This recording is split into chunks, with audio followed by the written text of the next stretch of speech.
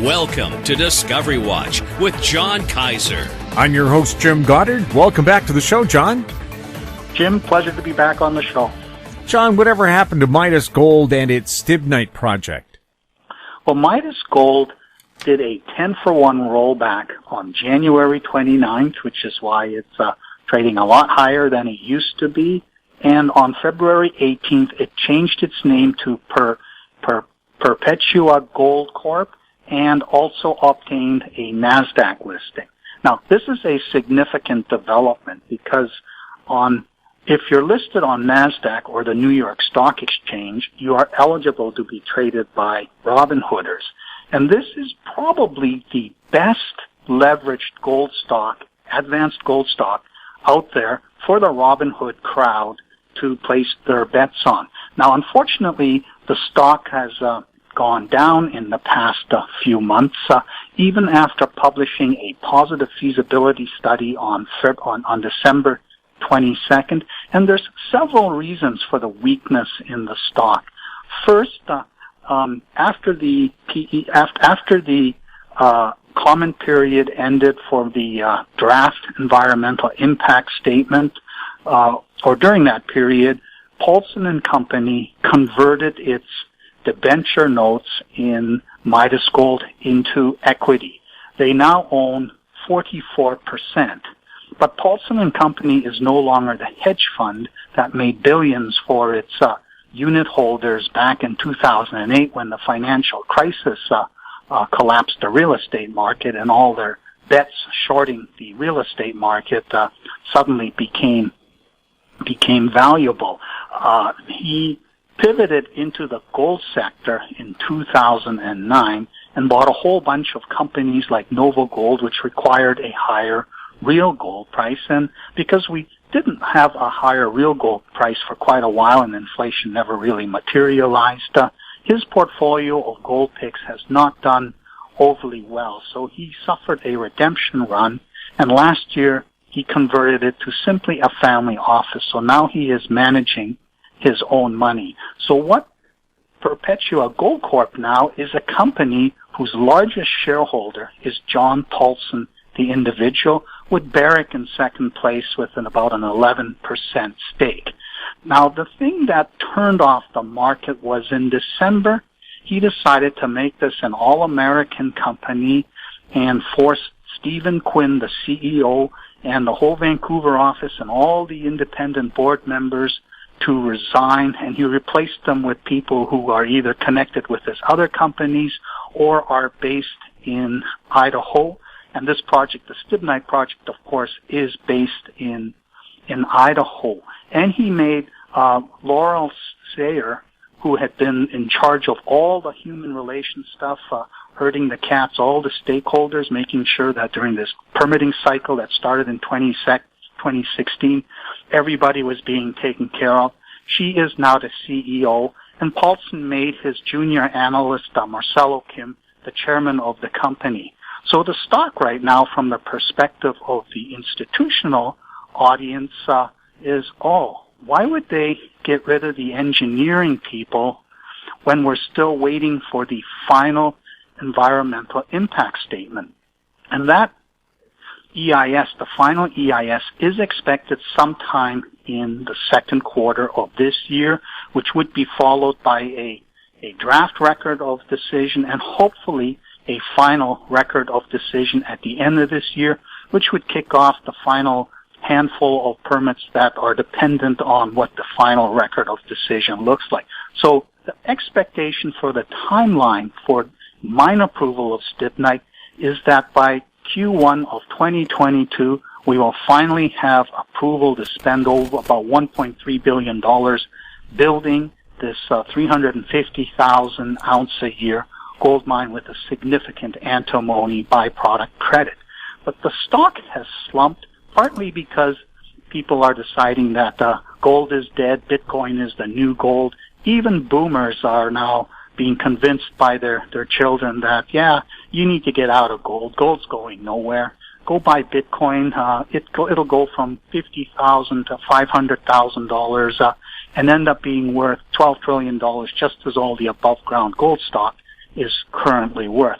So we're in a bit of a slump in the gold market with the gold ETF relentlessly losing its ounces as people just give up on it. And the downtrend has certainly taken some of the sizzle out of Midas, which in rollback adjusted terms was about $20 during the gold frenzy peak in July, August of last year. But there's another reason the stock is lagging, and technically if they got the if they got the approval for a mine, the value of this company would be in the order of $22 to $34 Canadian per share, based on the current 17.30 or whatever spot gold price.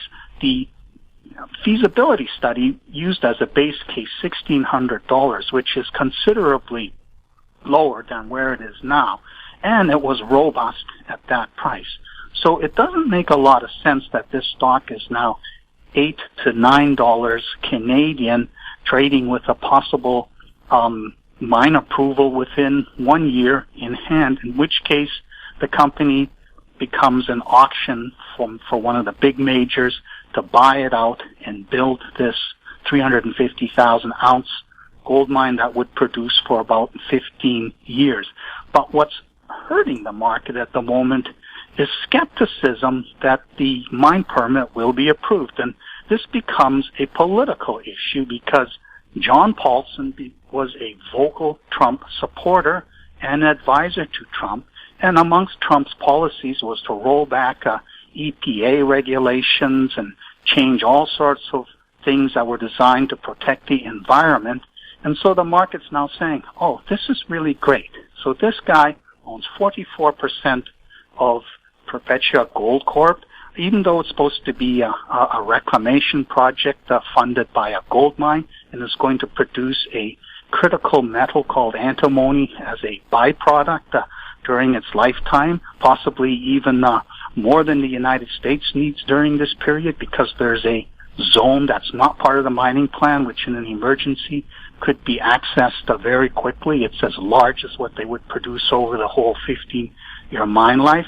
But the market's saying, okay, now it's going to be government bureaucrat payback time. They're going to slow motion this approval track.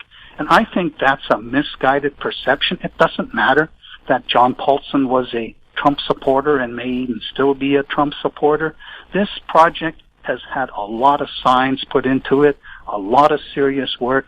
$75 million has been spent on the approval process itself, on top of the $125 million that was spent on doing all the engineering and work that goes into that feasibility study.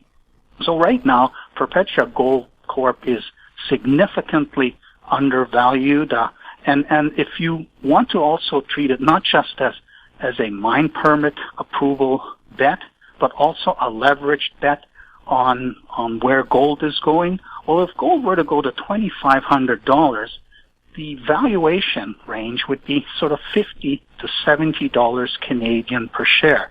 So this stock gives you two bets in one. One is that the approval process will continue to follow science rather than politics. And two, that if gold starts going up in real price terms into like the sort of $2,500 level, this one is going to end up being anywhere from 5 to 10 times the current valuation. And with the Robinhood crowd now, not with the stock eligible to be traded by the Robinhood crowd, if gold starts developing an uptrend, then we should see this stock start to attract an audience. And there's still an additional reason why the stock is lagging. The company has filed a short form base shelf prospectus to raise up to $100 million U.S. in various instruments, units, shares, whatever ends up the market wanting at the time. The company had $22 million U.S. left at the end of 2020, which ought to be enough if all they're doing now is answering further questions from the U.S. Forest Service. There's no more exploration work to be done. However, there are some lead items that if they get to this record of decision, and while they're still waiting for the final little small permits that are linked to the record of decision, they need to have money in the bank to start ordering things and start making these changes. And there was also one other headache that's still bothering the company, is that the Nez Perce tribe has filed a Clean Water Act lawsuit alleging that Perpetual Gold is responsible for the legacy downstream contamination from the stibnite mine, which basically provided the American World War II effort with antimony and tungsten, and they made a real mess of everything downstream. They recently agreed to a 3-month stay of this lawsuit to work out a court-ordered dispute resolution strategy. Hopefully this ends up being resolved so that the NGOs that out of principle oppose any sort of mine in the United States can't point to the Nez Perce tribe lawsuit and say, look, the Native Americans don't like this. They want the company to pay for it, take all the money and make it restore everything downstream. In January, there was an important decision made by 3 branches of the U.S. government which said that Perpetual Gold can start restoration work on the stibnite site. And the importance of this is that it also signaled that Perpetua is not responsible for the legacy mess of this project. Now, the whole point of the stibnite gold mine is to clean up this mess that was left behind by the other parties. And that's the deal which makes this project significantly different than just some other gold project in the middle of nowhere. This is a very badly disturbed area that needs to be restored, and if it's going to be funded by a properly designed and operated gold mine, then it should be allowed to go ahead. We'll have more with John Kaiser right after this. Media recognition from Bloomberg, Reuters, recycling trade publications, patented process for 100% recovery of critical metals, including cobalt, lithium, nickel, manganese, aluminum. American Manganese is focused on recycling lithium-ion batteries for electric vehicles. American Manganese trades on the TSX Venture, AMY, the US, AMYZF, and Frankfurt 2AM. For more information, visit AmericanManganeseInc.com or phone me, Larry Ray, at 778-574-4444. Welcome back. We're speaking with John Kaiser. John, what's the situation at Neo Bay Metals and its James Bay project? Well, everything was going great in the beginning of this year. They had raised about $12 million in December following a PEA in October that showed that the James Bay niobium project had a value after tax net present value of about $1 billion Canadian. They had enough money in the bank to complete a pre-feasibility study, which required additional drilling that they hoped to do during the winter. But we had a very warm winter in Ontario this year. They were late getting mobilized. The deal with the Moosonee people, the Moose Cree First Nation, was that the winter road that connects Moosonee to Cochrane is for residential use only, no commercial use. You can build a track alongside of it and move your drill rigs and that along that to the site, but you can't use the road itself. And so the company hired a First Nations contractor to do the work, but because everything was running late due to the warm weather, this contractor ended up cutting corners, and there were people driving back and forth between Moosonee and Cochrane, seeing that there was equipment that was actually on the residential road, and that created a big stir in Moosonee, and then they realized, okay, this is Nio Bay, and this is quite egregious. The company agreed it would respect our wishes not to use the residential winter road for commercial purposes, and so they ended up suspending everything. Bad press went out, and the uptrend stalled, and the stock has been sort of lingering at the dollar level since then. And this meant that this winter program, which is done more efficiently when the ground is frozen, would have to be deferred until the summer. But at this point, it's become clear to everybody in Moosonee that, okay, this was just a convergence of different factors. It wasn't the Niobey company based in Montreal, which had made decisions to ignore the wishes of the Moose Cree First Nation. It was something that just happened. It shouldn't have happened. It won't ever happen again.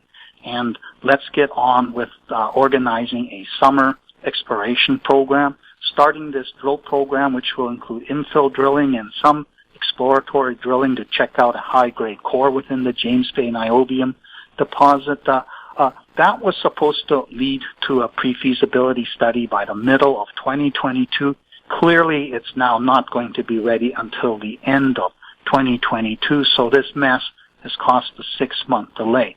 But the stock is still lagging because the company has been unable to set up in-person meetings with the people in Moosonee to discuss, okay, how are we going to deal with this problem that we had? How are we going to organize the summer program? Because the COVID problem is now very serious in Ontario. They hit record ICU hospitalizations in March. They've declared a 4-week severe lockdown emergency. And although an attempt was made to vaccinate everybody in Moosonee, there are still people who aren't vaccinated, and there is a lot of anxiety about catching COVID, especially now that Canada has been infiltrated by the P1 variant that came out of Brazil. And in Brazil, we are seeing people who had COVID last year catching it again with this variant, which has a nastier effect on people. So that has people worried, if the original catching COVID doesn't vaccinate you against future COVID, does that mean this entire vaccine rollout that's undergoing right now is going to be a waste of time and effort because this Brazilian variant is now rampaging in Canada? And in Vancouver, it has already been documented, and the Vancouver Canucks hockey team is now all sick with COVID, and I don't think it's been confirmed yet, but the suspicion is that it's the P1 variant. So for First Nations communities, the COVID, there is none of this celebration that we're starting to see in the United States about the end of COVID. There is heightened anxiety, and Niobey needs to meet in person because the elders are a key part of the discussion process, and they don't really work well with Zoom meetings. They work well with in-person meetings, but right now nobody's allowed to go into Moosonee. So the market's saying, nothing's happening. We're not getting a press release saying that the agreement's in place. We're going to get this thing going.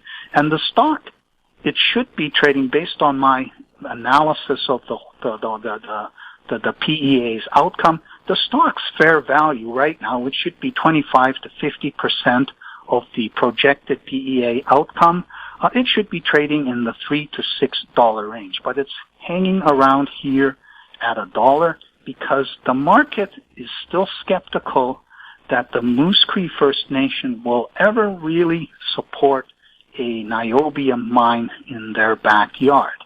So the stock is stalled for the moment.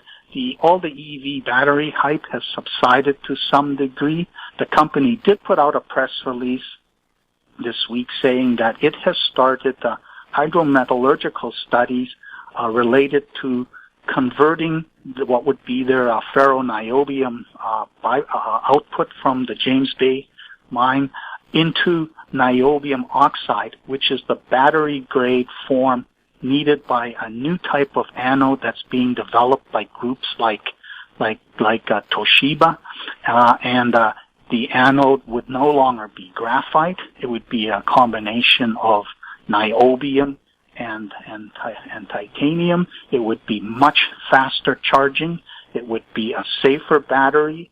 And CBMM has been working with Toshiba on this project, and it has said that the current global demand of 100 tons of niobium oxide, it could grow to 45,000 tons by 2030 if this niobium-based anode ends up becoming part of the EV battery that gets commercialized. Right now, last year production was about 74,000 tons. 2019 production was 74,000 tons. Most of it goes into steel making. Demand is growing at about 6% a year. So by 2030, we should have double the demand of the niobium that's being produced right now. Now, CBMM can supply all of that demand by simply expanding output from its Araxá mine in Brazil, which is the richest and biggest mine deposit in production in the world. But they're content to stay at 80-85%. So there's room for new niobium mines such as James Bay to come on stream.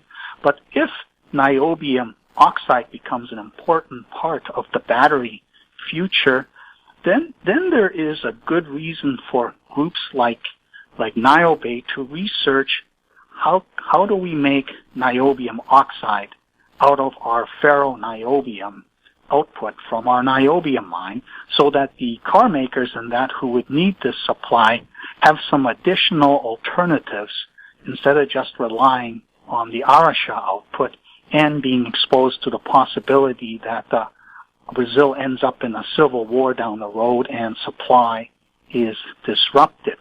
So they are working on this angle. The CBMM holds a patent on making niobium oxide, which everybody can look up and see how it's done. They just can't do commercialization of it until the patent is free, but everybody is free to research, okay, how do we apply the method of this patent to make niobium oxide? So NIOBE at the moment is in a holding pattern, waiting for the COVID anxiety to subside so that they can have meetings to confirm that, yes, everybody's on board with doing this program during the summer and getting it done so that the PFS can be available by the end of next year. And they're also looking at doing work on the Crevier tantalum niobium deposit in Quebec, on which they spent a lot of money during that 2008 to 2012 period. They took it through PEA, but when they were working on the PFS, they could not duplicate the recoveries at the metallurgical scale required for a PFS that they had based the PEA on. So that process needs to be reinvestigated. There's new technologies at work. They are considering looking at this. That was originally supposed to be a tantalum play because most of the world's tantalum comes from these artisanal workings and from all over the place in the world, and many of them in conflict zones. Tantalum demand is expected to rise when the 5G rollout finally gets underway. So they're also going to take a fresh look at reviving the Crevier tantalum niobium deposit in Quebec, into which they had put a lot of money before the current CEO, Claude Dufresne, moved over from IAMGOLD, which had sold its Niobec mine to a private group. We'll have more with John Kaiser right after this. Aben Resources Limited is a gold exploration company with significant projects in British Columbia and the Yukon, trading on the TSX Venture Exchange, symbol ABN, and the OTCQB, symbol ABNAF. Surrounded by world-class gold deposits and mines, Aben's 23,000 hectares Forest Kerr Gold Project is located in the heart of the Golden Triangle in northwestern BC. For more information, visit us at abenresources.com. Engineer Gold Mines is focused on the exploration and development of the historic high-grade Engineer Gold Mine situated 32 kilometers southwest of Atlan, British Columbia. Engineer Gold Mines is fully permitted for surface and underground exploration with the drill program now underway. Engineer Gold Mines Limited trades on the TSX Venture Exchange, symbol EAU. For more information, please visit us at engineergoldmines.com. Welcome back. We're speaking with John Kaiser. John, is FPX Nickel still working on its financing? Jim, FPX Nickel announced this week that it had raised $16.1 million at 65 cents, no warrant. This includes the over-allotment option. This was a bought deal, so the $14 million that it had been upsized to the underwriters were on the hook for it, whether or not they found any buyers.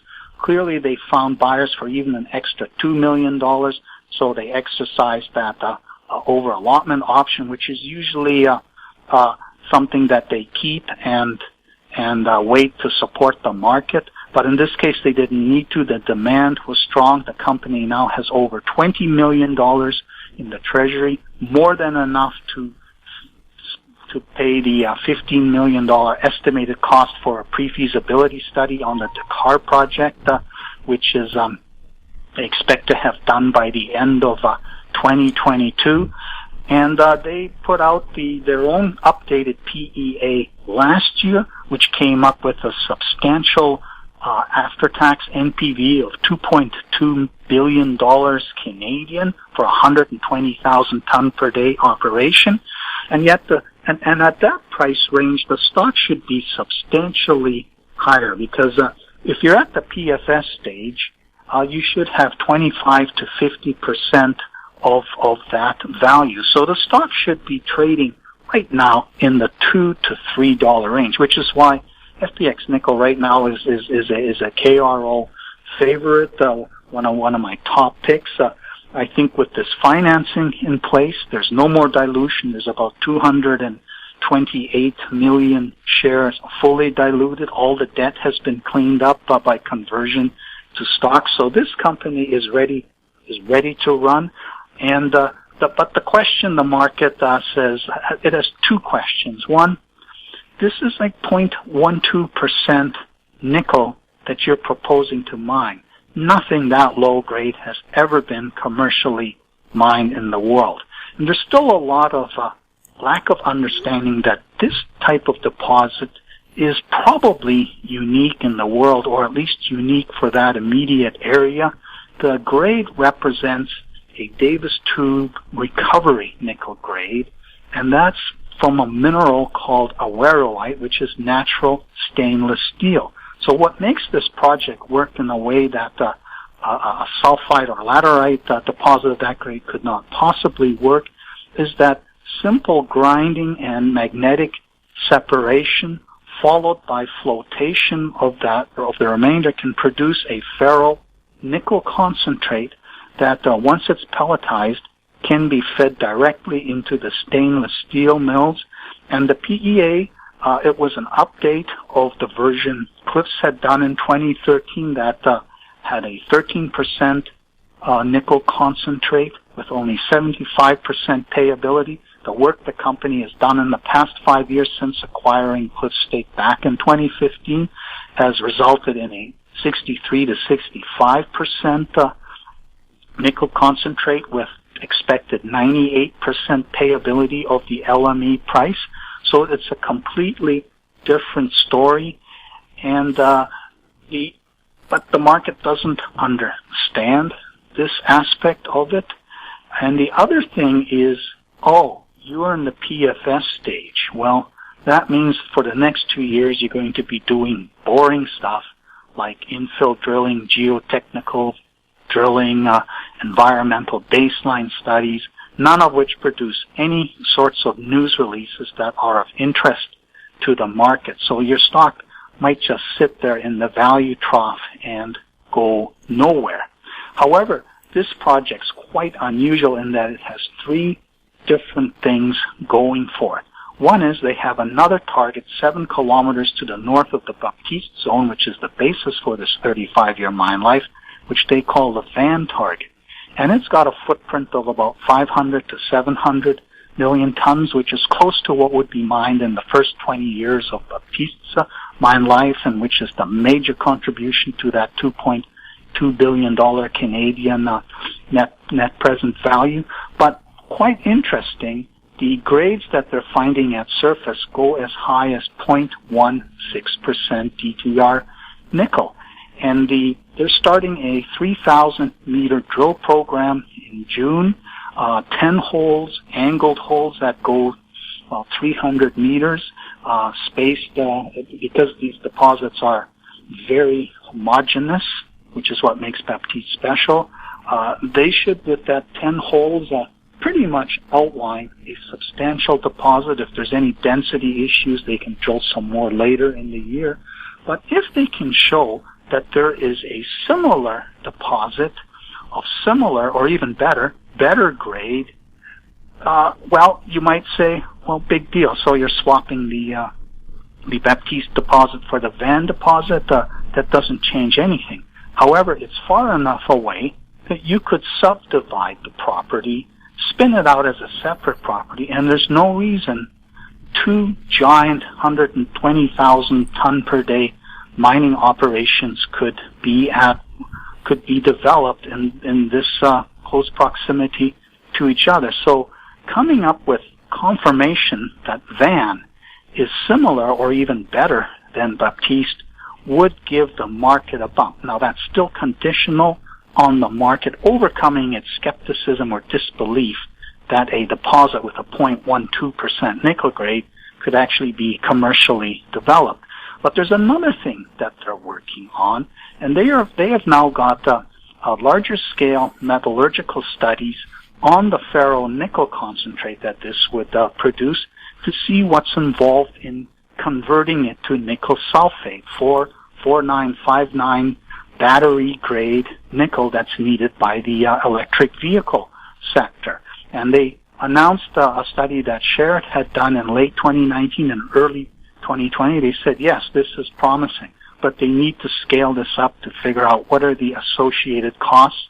Could the conversion, which would involve pressure leaching and then using solvent extraction to first get rid of the iron and then pull out the nickel as nickel sulfate, can this be done at a cost where when we sell this, it's competitive with other sources of nickel sulfate? And we don't yet know that, and they probably won't be able to tell us specifically, but they will be able to give us a clue, because in the Dakar project is a cobalt credit, which they have never reported because it is not payable in the ferro-nickel concentrate that the Dakar mine would produce.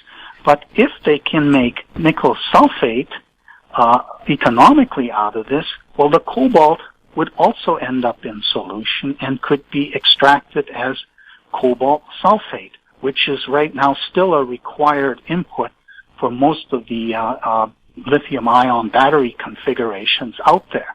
Now, if the future battery ends up being one that doesn't require nickel or cobalt, then making nickel sulfide doesn't become interesting. And this project wouldn't be in production until 8 years or more from now, by which time we will probably have a good idea as to what the future electric vehicle battery will look like. But it becomes an interesting option for anybody who would want to develop, spend 1.7 billion or whatever capex that this project requires, because they would have this option of making nickel sulfate if there ends up being demand for nickel sulfate in the battery market. And the third thing that they're working on are these carbon sequestration studies. The tailings from this project would be very rich in magnesium and all ground up. Early studies done last year at the University of British Columbia have shown that carbon sequestration does take place. So they're doing additional studies this year on larger samples, which may end up to the conclusion that, we can reduce the carbon footprint of this perhaps even to carbon neutrality. And carbon neutrality for a mining operation is now a holy grail in the mining industry. So this project isn't just another source of nickel for the stainless steel market, but it's potentially a high ESG rated mine that is carbon neutral, and that for groups such as Tesla, which require a clean source of nickel rather than from some a high carbon footprint operation, laterite operation in Indonesia or New Caledonia, this would become of great interest. So it's an exciting year ahead of us. We should know by end of August what the grades of the Van Van target are shaping up to be. About 17% of the Baptiste project is still in inferred category. So the initial infill drilling they'll do this summer on that will allow them to convert that to indicated. If at the same time we start seeing, at least behind the scenes, some joy in the nickel sulfate conversion process, we might see an updated resource estimate for Baptiste where it's all indicated, which includes a cobalt credit, which will be a clue that, yes, the nickel sulfate conversion does make sense. We are now required to report the cobalt grade because it may be part of the future revenue stream. So FDX nickel is now in great shape. The concern about when and how will they raise the money is behind us. They have more than enough. They've got the approvals and go ahead to start work, and they will be starting soon. And we will have a meaningful flow of information during what normally is the value trough in an advanced metal project. John, thank you so much for the update. You're welcome, Jim. We've been speaking with John Kaiser, his website, kaiserresearch.com. I'm Jim Goddard. Comments made on Discovery Watch are an expression of opinion only and should not be construed in any manner whatsoever as recommendations to buy or sell any financial instrument at any time. Archived online at howstreet.com. Discovery Watch is a production of How Street Media Incorporated.